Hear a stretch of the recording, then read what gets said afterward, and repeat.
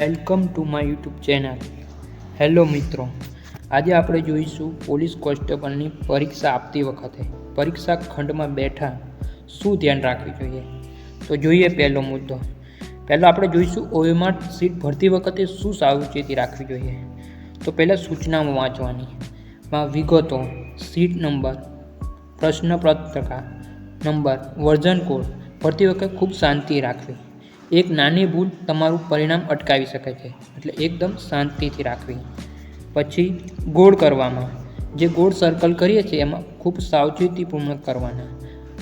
અધૂરા કે બહાર ન નીકળે તેની ધ્યાન રાખવી, જેથી કરીને મશીનને સ્કેન કરવામાં કોઈ ભૂલ ના થાય.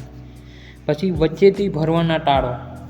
દરેક પ્રશ્નનો જવાબ લખ્યા પછી તરત OMRમાં ગાળો કરો, અથવા 5 થી 10 પ્રશ્નો પછી એક સાથે ગોળ કરવાનો રાખો. છેલ્લી ઘડીએ બધા પ્રશ્નો ભરવાનું જોખમ ન લો, કારણ કે ટાઈમ ઓછો છે. એટલે કે 10 થી 15, 20 થી 25 જેવા પ્રશ્નો થાય તેવો ગોળ ભરવાનું રાખો, બરાબર. પછી પ્રશ્નપત્રનું આયોજન કરો. કેવી રીતે આયોજન કરવું? Skipping technique. એનો મતલબ કે જે તમને અઘરા લાગે છે તેના પર ધ્યાન ન આપવાનું અને આગળ વધી જવાનું, એને છોડી દેવાનું. પછી નેગેટિવ માર્કમાં ખાસ ધ્યાન આપો, કારણ કે એક ભૂલના કારણે તમારા નેગેટિવ માર્ક્સ કપાતા હોય છે. એટલે જે પ્રશ્નમાં તમે બિલકુલ અજાણ હોય, જાણતા ના હોય, તેને સ્કીપ કરી દેવાના. ત્રીજો પ્રશ્ન જોઈ લઈએ. વિષય મુજબ વ્યૂહરચના.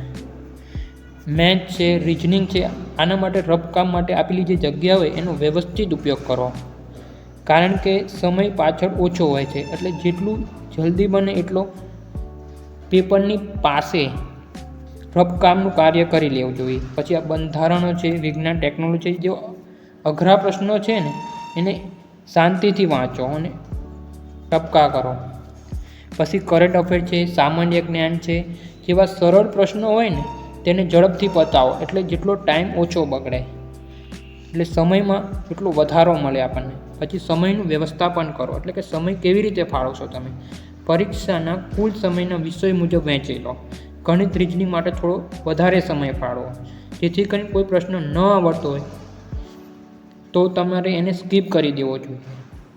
પછી જે કોઈ પ્રશ્ન ન આવડતા હોય તેના પર માનસિક ભાર ન આપો, એને છોડીને આગળ જતા રહો, જેથી કરીને સમય ઓછો બચે, બરાબર. પછી પરીક્ષા ખંડમાં જાય એટલે વિદ્યાર્થીની માનસિક સ્થિતિ બહુ જ જરૂરી છે, કારણ કે વિદ્યાર્થી એટલો સ્ટ્રેસ લઈ લે છે ત્યારે પરીક્ષામાં જે આવડતું હોય ને એ પણ ભૂલી જાય છે. એટલે કે માનસિક સ્ટ્રેસ ના લો. ઉતાવળ નહીં કરવાની. ઉતાવળમાં ઘણીવાર સાચા જવાબના બદલે ખોટો વિકલ્પ ટીક થઈ જાય છે, બરાબર. એટલે ઉતાવળ ન રાખવી. પછી આત્મવિશ્વાસ રાખો કે ભલે પેપર અઘરું લાગે પણ ગભરાવાનું નહીં. તમારી તૈયારી પર ભરોસો રાખો. તમે જે તૈયારી કરી હશે એ પ્રમાણે તમને રિઝલ્ટ ચોક્કસ મળશે. એટલે કે તમારી તૈયારી પર ભરોસો રાખો, આત્મવિશ્વાસ રાખો, ગભરાશો નહીં. પછી શું ન કરવું જોઈએ, બરાબર. પહેલાં તો ગભરાયા વગર OMR સીટને ખોટી ન થઈ જાય તેનું ધ્યાન રાખવું, બરાબર. 2 થી 3 વાર પોતાનો નંબર ચેક કરી લેવો જોઈએ, રોલ નંબર, બરાબર. OMR સીટમાં તમારો જે નંબર છે તે ચેક કરી લેવો જોઈએ, બરાબર. પછી વધુ પડતું રિસ્ક ના લો. નેગેટિવ માર્કના કારણે તમારે વધારાના માર્ક્સ કપાઈ જાય છે, એટલે વધુ રિસ્ક ન લો. જેટલા બહુ જ વધારે કન્ફ્યુઝ હોય તેવા છોડી જ દેવા જોઈએ. ઓછા કન્ફ્યુઝ જેવા હોય એવા ટીક કરવા જોઈએ. વધારાનું રિસ્ક નહીં લેવાનું. છેલ્લી ઘડીએ વાંચન નહીં કરવાનું, કારણ કે પરીક્ષામાં કેન્દ્ર પર પહોંચ્યા પછી નવી ચોપડી વાંચવાનું ટાળવો, કારણ કે છેલ્લી ઘડીએ જે વાંચીએ છીએ તે ગોટાળે ચડાવે છે, બરાબર. એટલે છેલ્લી ઘડીએ જેટલું બને એટલું શાંત મગજ રાખો, બરાબર, અને શાંત વાતાવરણમાં જાઓ, બરાબર. પછી પરીક્ષાના ખંડમાં પહોંચ્યા એટલે કાળી અને વાદળી પેન ચોક્કસ લઈ જાઓ. બીજી કોઈ પેનનો ઉપયોગ ન કરવો,